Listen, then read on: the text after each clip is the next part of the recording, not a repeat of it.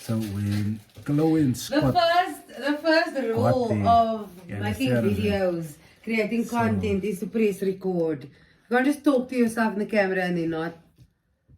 please go out and pursue recording. Hi guys, welcome back. This is the review of Keeping Up with the Kardashians. My name is of course Gennadoingthings.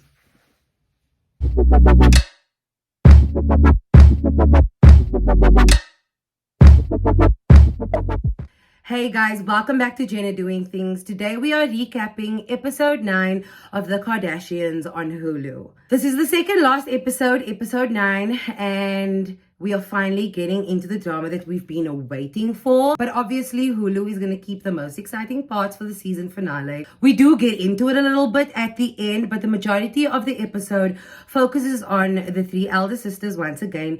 Kim, Khloe and Kourtney carrying the season on their backs, and this episode we really get into their working lives. This is the first episode where I'm really getting to see Kourtney's personality again, and I think it's because of the lack of Travis scenes. Kim finally shows us what Pete surprised her with on the plane and tells us a little bit more about their relationship. Khloe gets to work for Good American, and yeah, you'll see. So we start off the episode where we ended off episode 8. Kim is flying Kim Air on her way to the Dominican Republic for all of her photo shoots that she's going to do for Skims and for Sports Illustrated. And on the last episode, they didn't show what Pete brought for her as a surprise, but we knew it was a snack because you could see her eating, but we didn't know what it was. People even speculated that it was edibles, but we know that my girl Kim is like, no alcohol, no drugs. So, I mean, I would have enjoyed that theory, but it's clear that it was food. We all know Kim is actually a foodie. If you know her, we've enjoyed multiple scenes from her over the years, eating and binging out on food, and now it seems like she's enjoying the little things again. Finally we see that it's dibs. I don't know what dibs is, I've never heard of it, but it seems just like a little chocolate snack that you can just get anywhere. It doesn't have to be an extravagant thing. It's just like, it's so cute that he remembered like this small little detail of hers, and now he's spoiling her with it, and she seems so giddy, man. But why is she not sharing the snacks?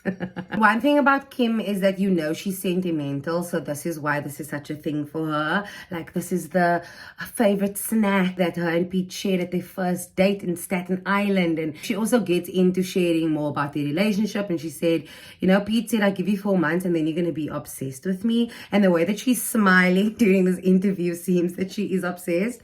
And the producer asks, are you in love? And she says, I don't think that's any of your business. Her word says one thing, but her face says something else. And I don't like this about Kim. Since when is she keeping secrets from us? You are someone that bears it all. So why are you hiding this from us, Kim? Not trying to make Kanye angry? Back at Kourtney's house while she's having lunch with Steph, she definitely is not holding anything back, and I just love the way that she's just expressing her feelings. Not only are they talking about quail eggs that she's eating in excess for baby making purposes, yeah, she literally says that she did no research to see if there's actually any evidence that backs up that quail eggs help the baby making process, but she's eating it, and they say quail egg sales are going to go up. But she's also expressing her unhappiness with how they are being, her love story, her engagement, her storyline in her finding the love of her life is not being portrayed very well, and that it is more filled with drama than what she wanted. They speak about the episode with the engagement and how they portray the kids' reaction, Scott's reactions, and how her and Travis both felt like, can we just focus our engagement episode on like the love and like how good this is for me, like celebrating that I'm finding a good, healthy, happy, loving relationship, and it's so good, and we focus on the drama. Like, no, we need to cut that out and we need to focus it somewhere else. We need to have our moment. And I'm glad that she's expressing herself like, yes, Kourtney, stand up for yourself. And I'm so glad that she's having this conversation with Steph instead of Travis, because I'm loving the lack of baby talk. Because they talk like this to each other. But there's actually some rhythm, you know, and some feeling behind this conversation that she's having with Steph. Just as a side note, talking about Steph, I think this is the most that I've heard her talk or like give her thoughts. She has appeared on the show here and there, but like, I can see why her and Kourtney are friends and why Kim couldn't work with Steph anymore, because it just seems like she's so far up Kourtney's ass. Like, what did you guys think? Like, she said, I wrote my speech for your wedding 2 years ago. And I'm like, shut the fuck up. Why are you going to make a speech at their wedding, bitch? Stop. Once Kim lands in the Dominican Republic, she's not feeling well, but we know the character of Kim. We don't stop work for anything. The only thing she did was take a COVID test to see if she can actually, carry on shooting without endangering anyone. But she was not COVID positive. She tested negative, so it must have just been a cold, because she seems like it just seems like she has a runny nose or like sniffles. So the entire Dominican Republic trip is dedicated to not only shooting for the cover of Sports Illustrated, but also shooting her launching campaign for Skims Swim. One thing that also caught my attention the entire time was just seeing Kim's hair have body during the shoot. I love that it wasn't like everything was so sleek and perfect, and it was giving the Kim that I fell in love with in the beginning of Keeping Up, where, it was that body in their hair, a little bit of waves in their hair, and not just like this flavor look all day. I love it. She looks so naturally gorgeous. No one can tell me anything about her. She is chef's kiss. Then we have a scene between Khloe and Chris having lunch.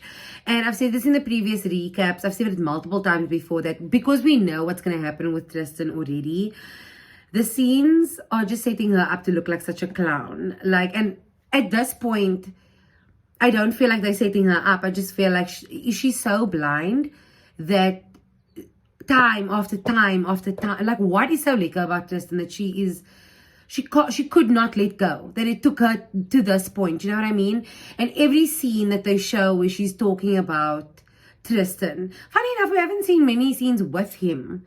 I think just in the beginning, I remember the therapy scenes, when he pops in here, they makes an appearance, but we haven't seen him, and thank God. I mean, I'm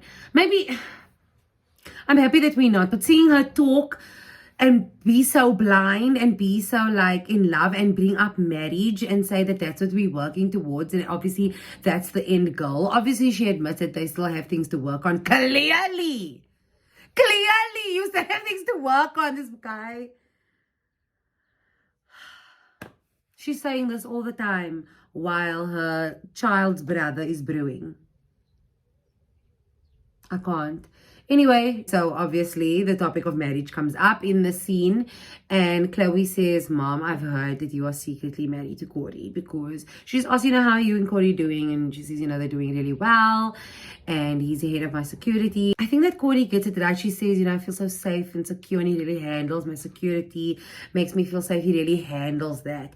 And Kourtney knows exactly what Chris needs. She doesn't need anyone to give her advice about the business or whatever. Her biggest concern is the safety of her daughters and of her family, and obviously herself. She wants to feel safe. He knows that that's what Chris needs, and that's why I think they work so well. But it's interesting that she asks that question, because they recently had a rumor that Kourtney had cheated or was seen cheating. Didn't Kanye allege that? So it's very funny that they would bring this up here. And then in the best scene that I've seen from Kourtney in a very long time, I really enjoyed her. Her personality really came out. And Kourtney is the funniest sister. She says this is what she's proving with this for her Push Your Wellness weekend. She hired Benny Drama. I love him. He always does spoof videos of the family, and he really isn't afraid to really go there with them. And she gets together to do collab for this promo video. I'm not going to show you the scene. It's just so fun to see. So I'll just show you what he shot. I live in Calabasas, California. My name is Kourtney Kardashian. I'm 42 years old. I believe in taking care of myself and a balanced diet and a rigorous exercise routine. I wake up every morning and show gratitude. I'll look at Travis and say things like, I just love you so much, baby. Jack and Sally, Sid and Nancy, Bonnie and Clyde, Mickey and just Minnie. It's us against the world, baby. We ride at dawn. Then I get out of bed and put on my slippers. I turn on my playlist and I just vibe out for a second before my day just gets so crazy living life.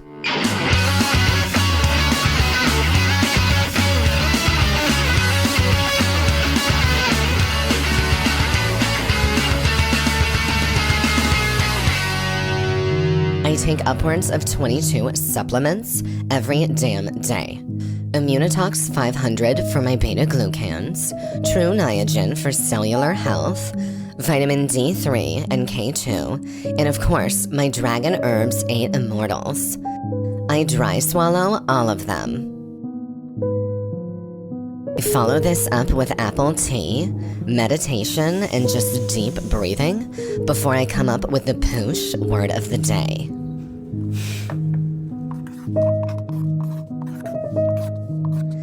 Then it's time for Pilates. In the morning, if my face is a little puffy, I'll just use my gua sha and I'll put on my DMH anti-aging mask before I get on the reformer and do my leg lifts. I can literally do 1,000 now. If you can believe, I have my 12th drink of the day after Pilates.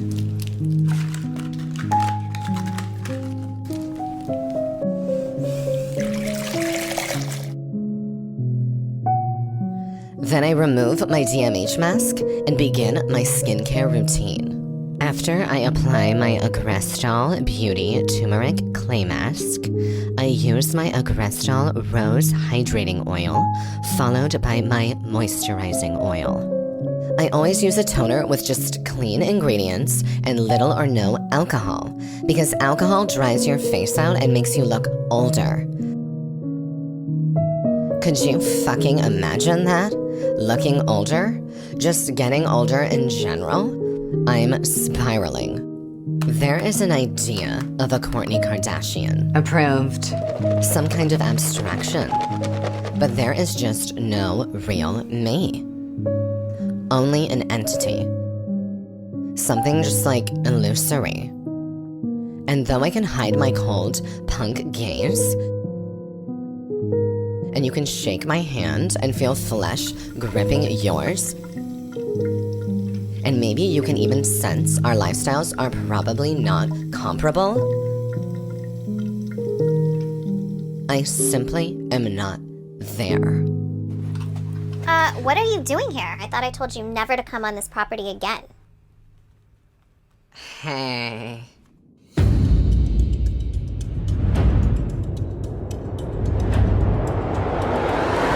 Poosh.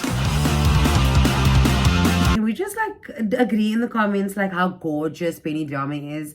Like the face, the hair, everything is just mwah. Like I said, this episode focuses on the three elder sisters' working lives. So we have the scene with Khloe, and like she mentioned in her lunch with Chris, they're having a open casting like they have once a year for Good American. And you know, they really take us through the whole process, and we see her really work closely with her partner. We see her doing photo shoots, deciding and shortlisting on models, calling the models to say, you know, you've got the job. And it's really nice to see Khloe's, you know, passion project that came out of her, you know, revolution, and came out of her journey with fitness and health and loving herself and being like somewhat of a self-love, body positive icon herself. But it really doesn't feel like on brand for her anymore. I don't know why, but watching this, I kind of felt like she has moved on from this, maybe not the message. Like, she will, I think, always be body positive, because she does go through this like sense of like body dysmorphia and like, you know, just body issues in general.